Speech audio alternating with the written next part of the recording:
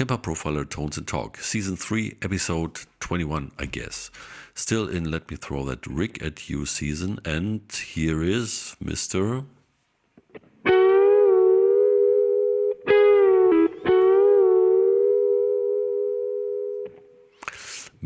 Seagull Dill Thomas. Hi. Mr. Thomas Dill is here with us, of course. Cool.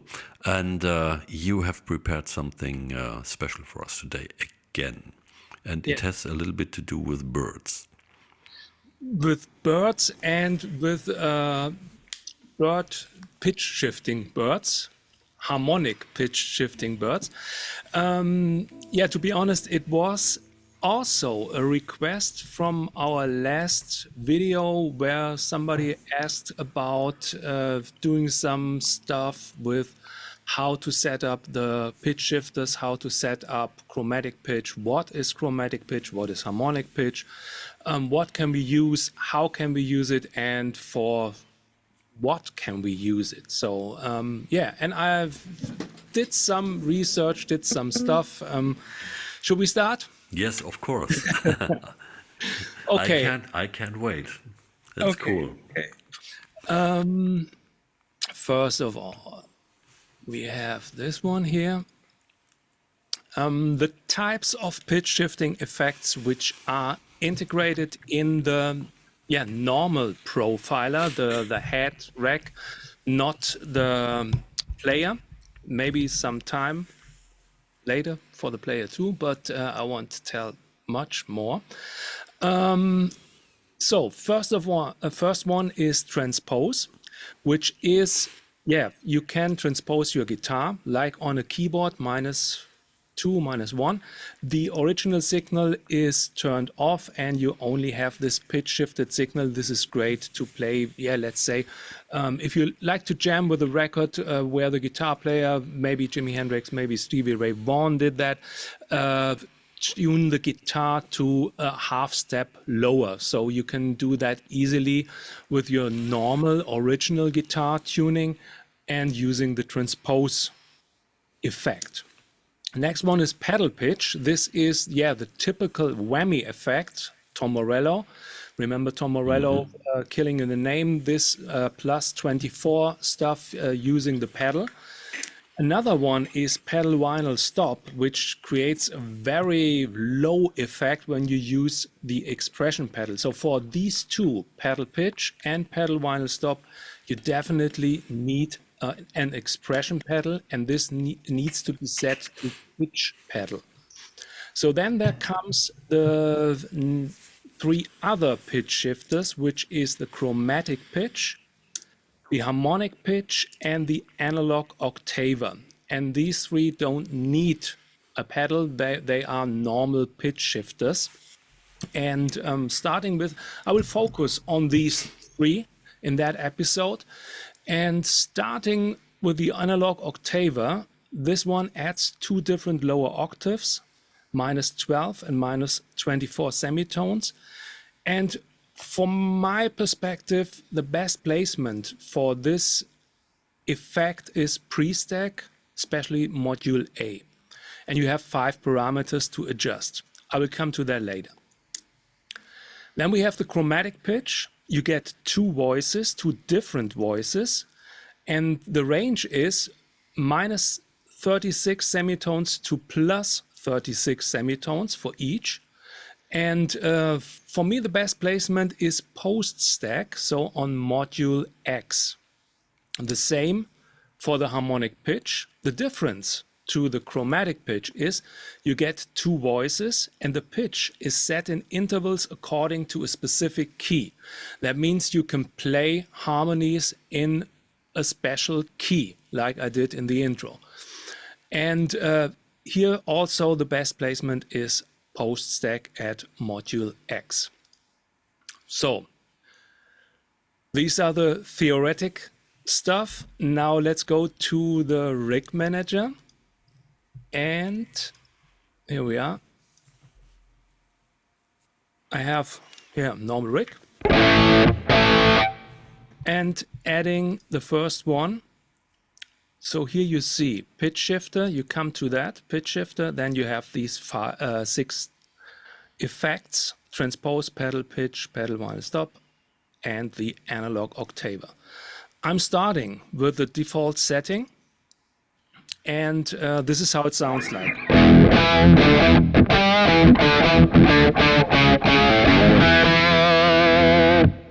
So it's good for single note stuff. We have a voice balance. So that means when you turn that all to the left, you have the -12 setting. I will show you mix at maximum. Turning all to the right, you get the -24 setting.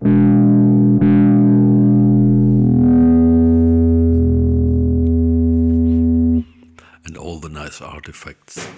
Yes.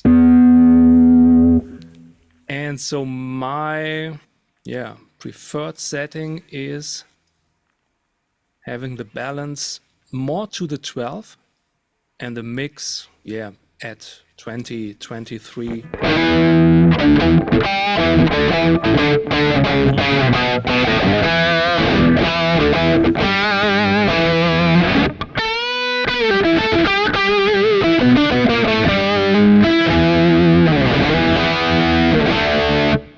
So, sounds great for lead stuff. I prefer this analog octaver for single note playing. So as you can hear, it's not really great for chords. Power chords, okay, but normal chords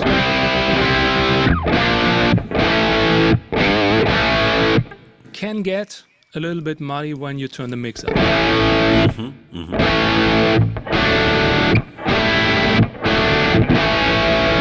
Especially when you have the voice balance more into the middle.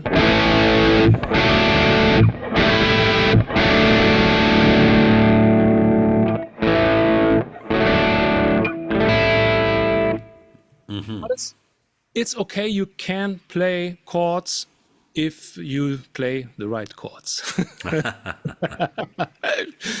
Okay, so this is it. One thing about the analog octaver, I found out when I messed around with that, you can use that thing as a booster. So the mix is at -50%, so it's no effect, no octaves. But turning the volume up, turning it off. Let's see. Turning on. So it boosts a little bit the input of the amplifier. And now you can have this little dirty low end adding some of the -12 octave.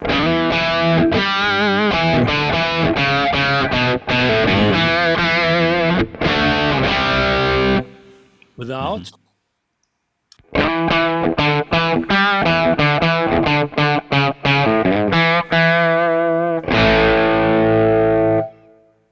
On.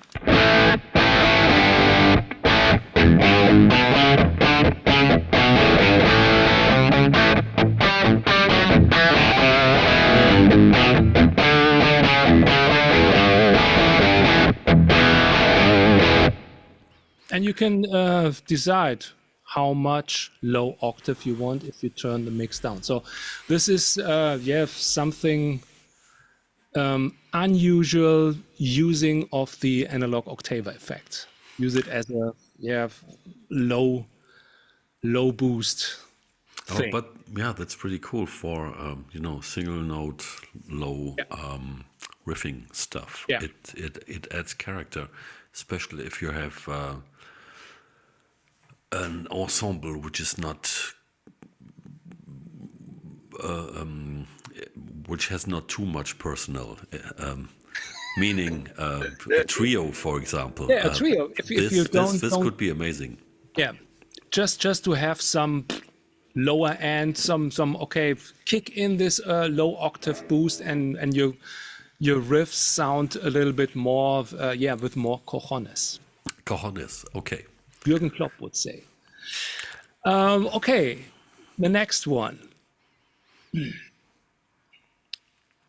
Turn that one off and take, very interesting, the chromatic pitch. Also default setting. And when you take this setting, you don't get any pitch shifting, so it's set to 0. But what you can do with that setting, first of all, it's getting a little bit louder.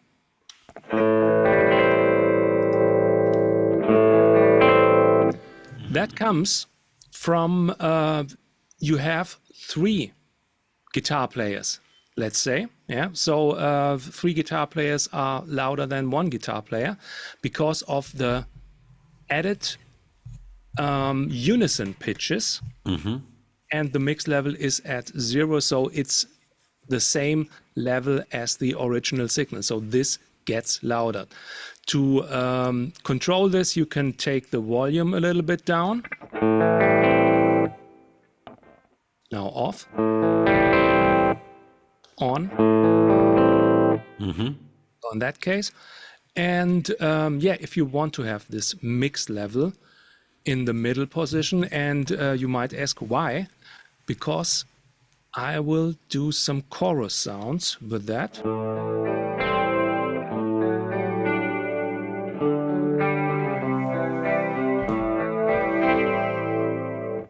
Oh, that's pretty nice. Yeah, if you just use the detune thing, then you get these, what they did in the 80s with the Eventide stuff, with the Eventide pitch shifters. They set the pitches at 0, no pitch shifting, but just a little bit of detuning. And you have this detuned sound, this chorus sound, but without movements. The chorus always has a movement. And if you don't like to have that, just only this, detuning sound, then you can use that.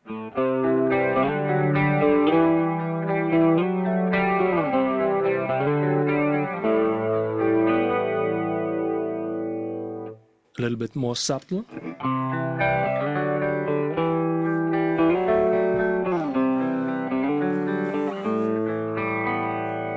And totally. Or much.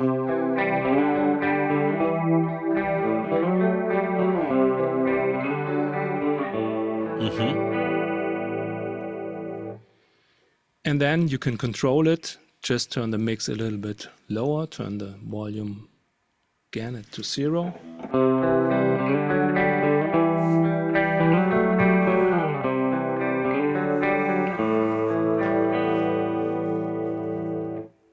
So this is a nearly same sound. You can use that also with a micro pitch, just for information.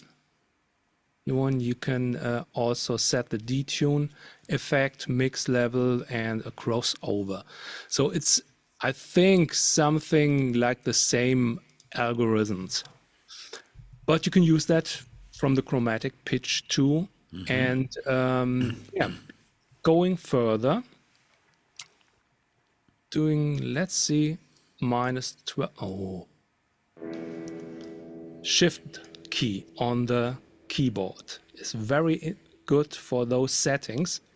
When you press that, you have smaller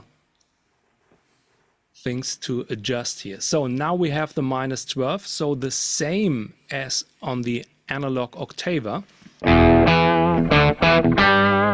Now we'll again with some more gain.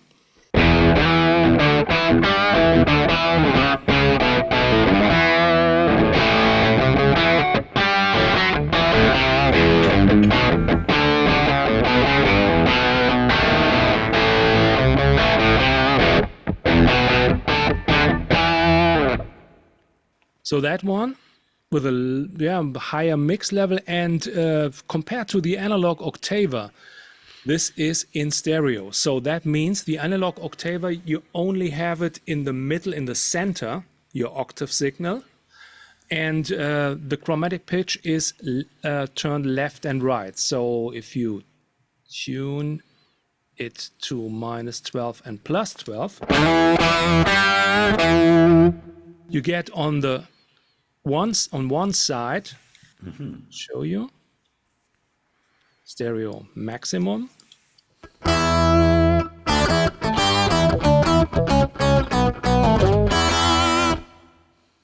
You hear it? Yeah. One side, the minus 12 is is it at your place the same on the right side? And this one, the plus 12 is on the left? Or do I have my head? No. It's Oh. it's the same. It's the same. same. So, So it's different as you see it. Yeah. It's reversed indeed. Reverse. Voice Okay. 2 is playing on the left channel here. Okay. This is one also great usable, especially for fuzz effects. So for higher distorted stuff, to get this octave fuzz sound, octave 1 octave down and 1 octave up. And with the balance, you can, like at the analog octaver, adjust the balance between the voice 1 and voice 2 pitch. So this is more the minus 12.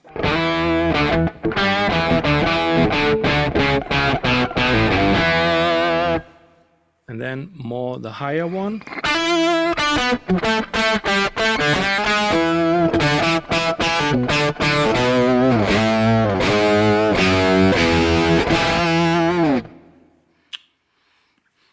So this is that. Then you can use also the detune, just to get this chorusy effect.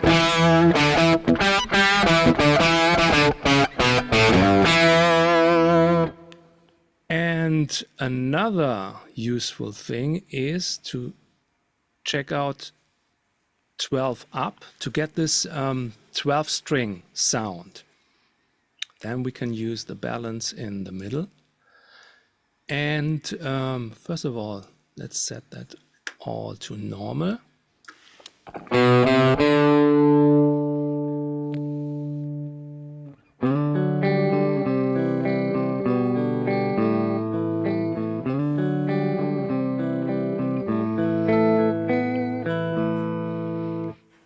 And for this, I would, go on. Yes, please.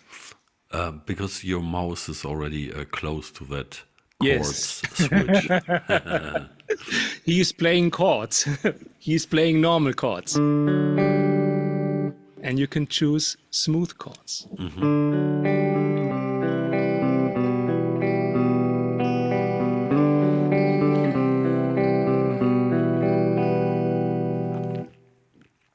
Yeah, that sounds much more better for you? natural. Yeah, that sounds much more naturally So, natural than.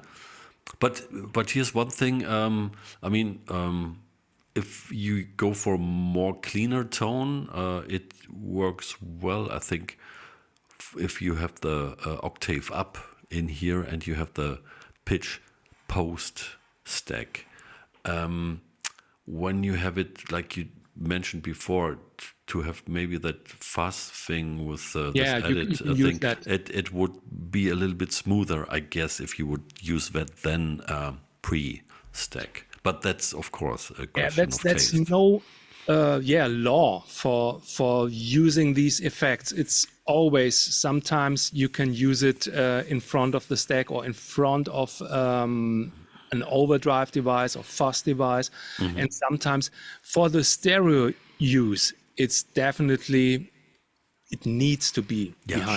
Sure, of course. That's Yeah. the thing then.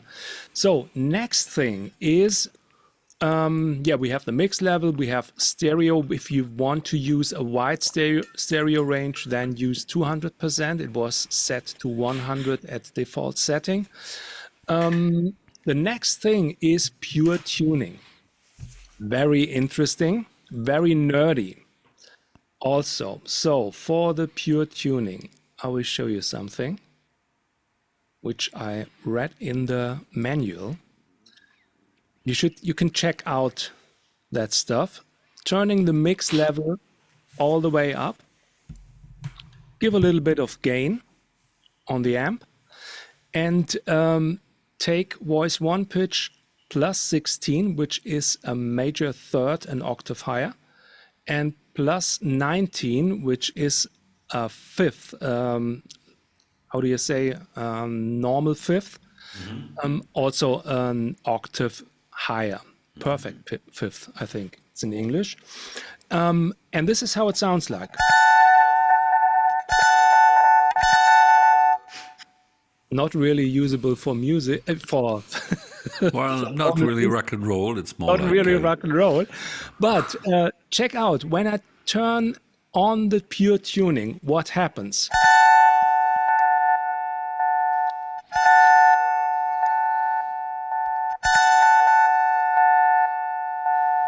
The pitch is getting a little bit lower. Do you hear that? I hope so. I can hear it. You can check it. It's definitely what they said in the manual was when you press pure tuning, intervals produced by the pitch shifter will be slightly detuned from the standard tempered scale to create a so-called natural or pure tuning. And this will avoid harmonic beating, especially when you're using distorted sounds. So adding the normal tone or the normal signal, let's say at mix level 0.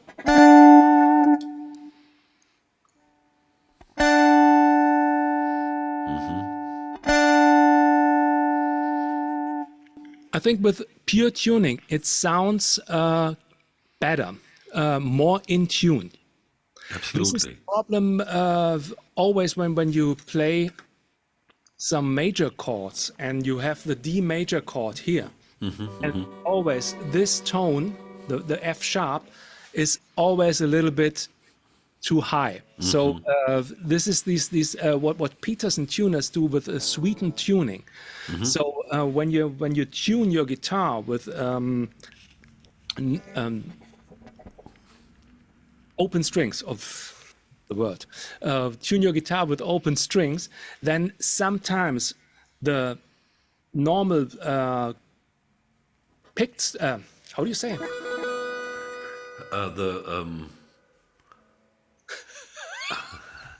If you touch The touch strings, the play in the bar, grip, So- whatever, yeah.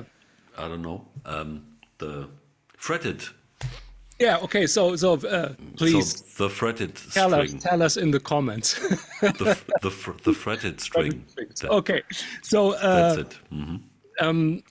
then they sound sometimes they sound a little bit out of tune. So this is what Peterson tuners do with the sweetened tuning, and this is something else here in the pure tuning. So when you have when you play with higher intervals or higher pitches from the pitch shifter, then it sounds really in tune, and that means this pure tuning parameter. And I think I always turn that one on, especially for higher pitches. Okay, so interesting also is getting fifth for, oh, that will sound not good. So the Owner of a Lonely Heart sounds.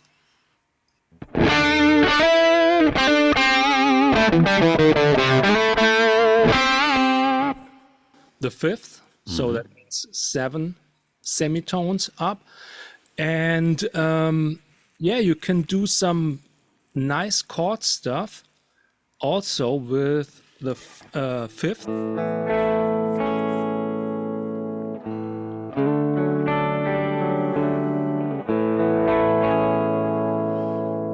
Playing just a major chord, A major.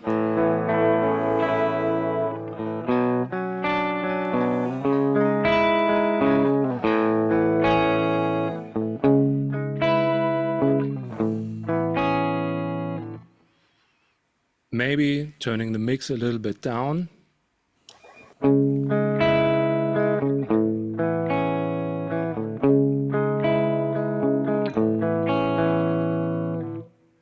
Okay, these are the typical settings. So -12, +12, +7 are the common used settings for the chromatic pitch. If you like to play these harmony stuff, because you don't have another guitar player who plays the second voice, then you definitely need a harmonic pitch.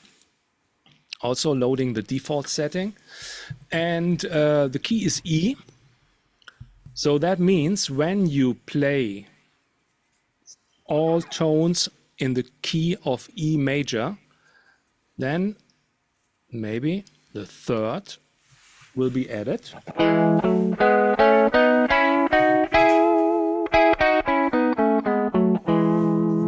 If you play F major, it sounds like that. So yeah, it's the wrong key. Here is another thing that I like to talk about is the form and shift that is also integrated here in the chromatic pitch. And this is really nice to have just for all those harmonizer settings. And yeah, I will show you what it does. Mix level is at 50% plus 50, so that means you only hear the second voice.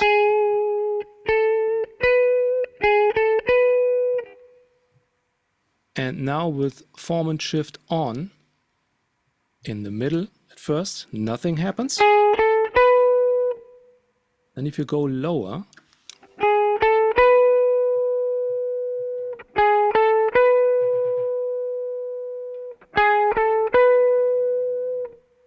add it with the original signal,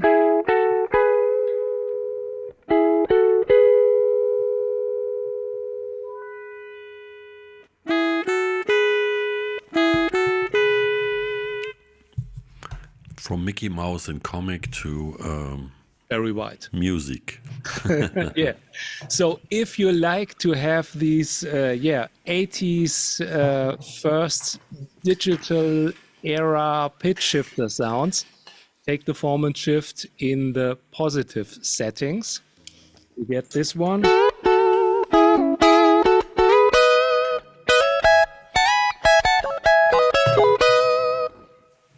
And if you turn it down,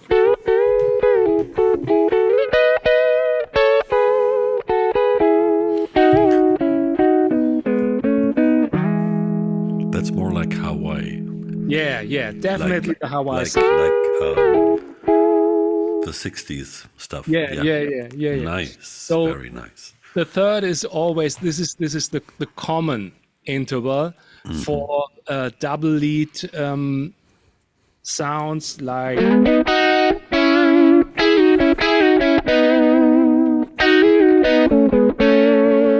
that stuff, but this is way too much mix. So for that,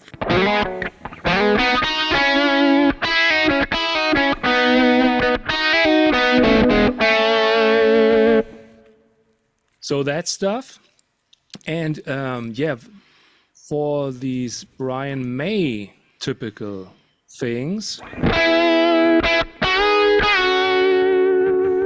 you can do -4 and +3. So that means you get, when you play one note, you get a major chord.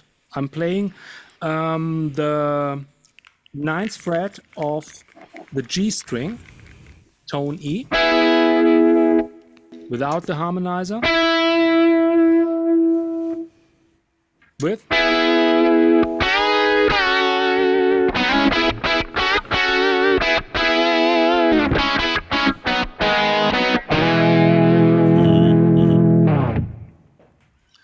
So this is also a very common setting for using the pitch shifter or the harmonizer.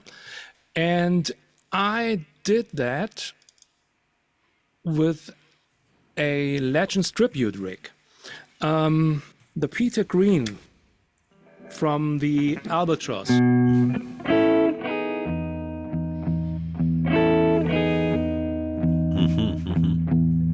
that one.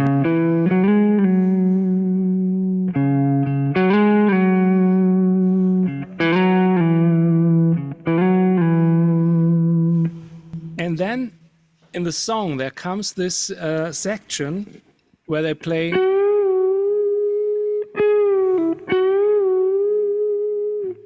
And it's played with two guitars. So it sounds with two guitars like this.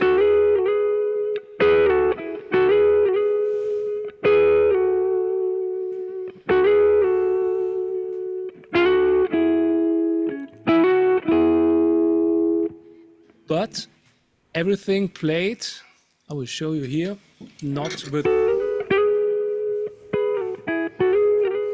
played with bendings. And the second voice is here.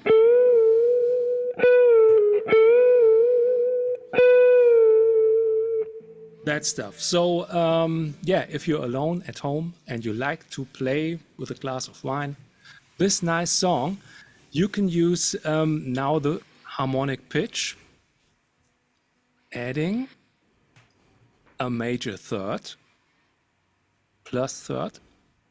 Balance is, so that means on both sides you get harmonies, left and right side. The key is E, which is the key of Albatros. Pure tuning is on to get this nice tuned tones. Form and shift for the second voice is at -2.6, so that the second voice is a little bit, has a little bit lower character or darker character. Mix level is at -17.3. So if you have form and shift turned down, you can raise up the mix level a little bit more. It's sounding more natural. Stereo at 100%, and now here is the sound.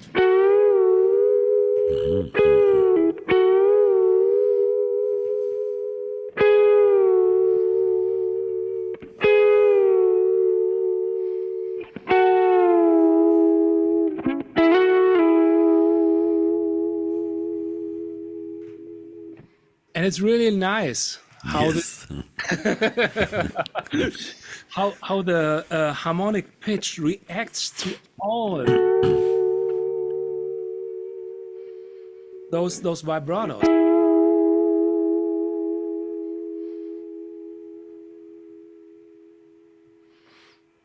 And no artifacts, nothing at the end at the sustained notes. So it's really great.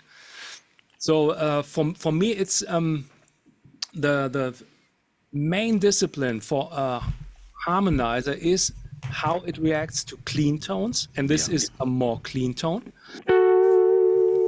Because then you hear with a distorted tone, you hear it's a little bit more muddy. It's easy to play with, let's say, cheap harmonizers to get a distorted sound, but when it comes to clean tones, it's and this sounds really, I think it's really nice. I just to not to misunderstand me, I definitely prefer played guitar. So when I did this demo video for the Legends Tribute collection, I played that stuff.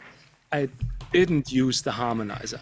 But yeah, sitting alone here and like to play this song, or maybe you play in a cover band and they say, hey, you like to play an instrumental, like to play Fleetwood Mac Albatros, okay, no problem. But then this theme needs to be played in harmony because that doesn't sound good. Yeah, because it's so iconic with the second voice. Yeah, and I hear you. You're a little bit afraid of the musicians' union. No. That you might be guilty of destroying some jobs of the backing up, the backup guitar player. No, of course. Definitely not. But yeah, that's pretty cool indeed, and it raises a lot of so playing simple, nice sounding melodies would become much more interesting when you would add something like this. Definitely. Yeah, yeah. It's just Cool. in small things, and yeah, you might use that in some lead parts wherever, just as yeah, sparkle on top of the solo, and you don't need to go crazy with that. Not these a friend of mine. He really gets a red neck when he hears double lead harmony guitars. He's a keyboard player. So he's really, oh no, don't do that. But yeah, we're gone from that. So Okay. Yeah, yeah. Yeah, because he fears for his job then as well. Because they are doing harmony stuff. no, he doesn't fear for his job. He only doesn't like that. It's like something for some people who don't like yeah, synthesizer horns. So the synth horns, when you don't have a horn section in the band, and the keyboard player starts playing synth horns, those Earth, Wind and Fire songs with synth horns. That's when I get. Yeah, So yeah. don't play it. Don't play the song. Only topped by sampled saxophone. Yeah. Not sampled saxophone, MIDI saxophone. MIDI saxophone. Yeah. General MIDI saxophone. Yeah, right. And this is the case. Be prepared to play Albatros with a harmonizer before the keyboard player tries to play it with a general MIDI saxophone sound, because he has a pitch bend on the keyboard too. Yeah. Oh, Jesus. Yeah.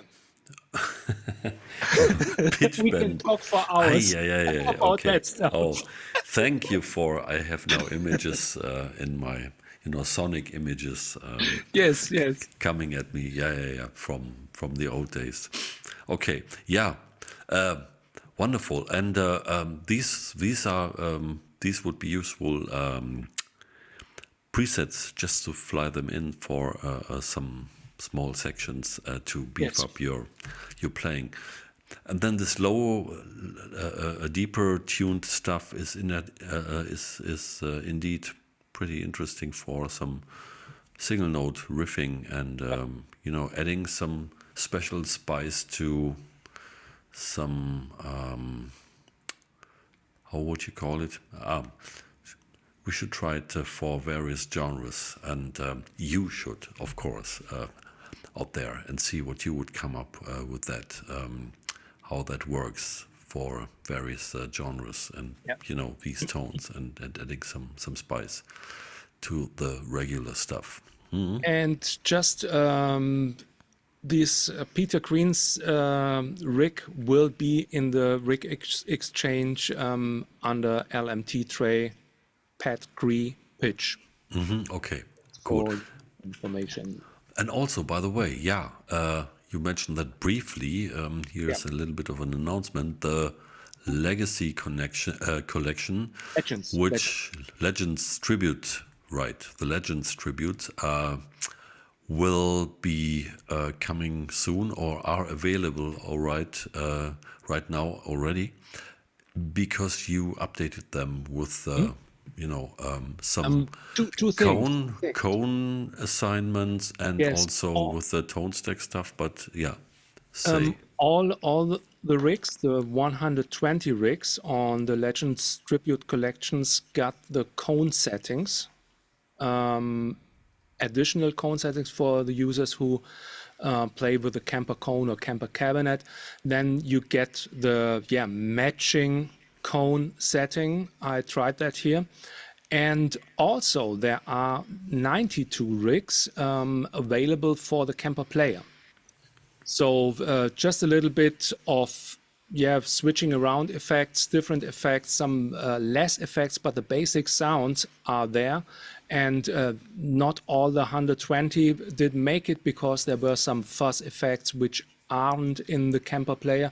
So there are at least 92 that are available then in the rig managers rig packs area for Okay. Kemper Legends collection. And is this a separate folder then for the player, Yes, right? I Yeah, think. okay. I think we did two things. So the Legends Tribute collection will be combined in Legends Tribute collection, I think 1 to 4, and then Legends Tribute collection Kemper player. Okay, cool. Yeah, I can't show it because I don't have the newest edition of Rig Manager. I think they do it when we release this video. yeah, okay. That day. So watch out for the rig packs in the latest update of the rig manager. Yeah, and we will share this information on the usual channels that you will be informed about when it's available. Yeah, cool. Well, thanks a lot. And of course, again, like as usual with when you're looking into stuff, there are some aspects which are not so well known and not so obvious. And it's really great to be enlightened about these possibilities.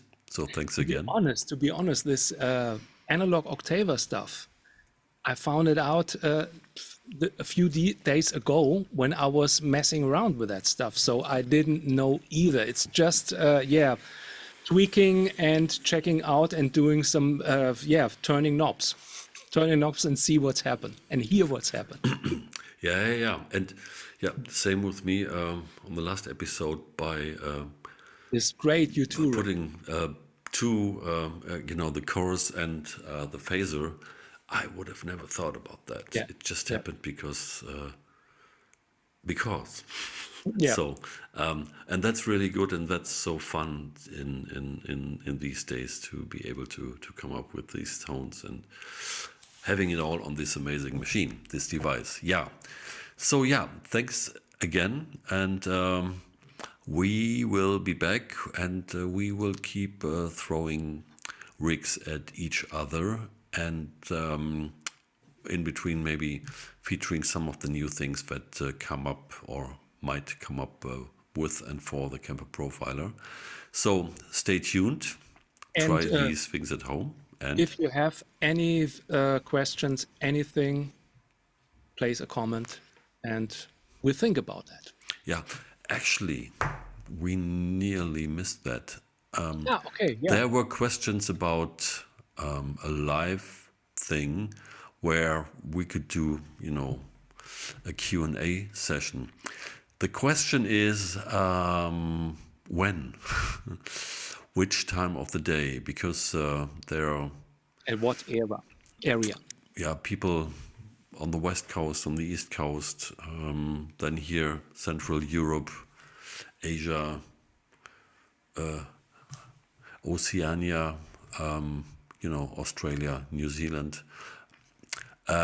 We might have to do 3 different ones or maybe 2. And at what time do you guys watch and listen while you're at home, at work? Or or are you only do look and listen when you're at home? Later at night or early in the evening. So please let us know what would work. I'm sure there will be a lot of suggestions, and we try to find the middle ground there and see if that's possible. Of course, we can do that, and no problem. It's basically the same as we're doing right here, and it's just it should be a suitable time so that it makes sense. Cool. Then. Thanks again, and see you next time. Okay, bye.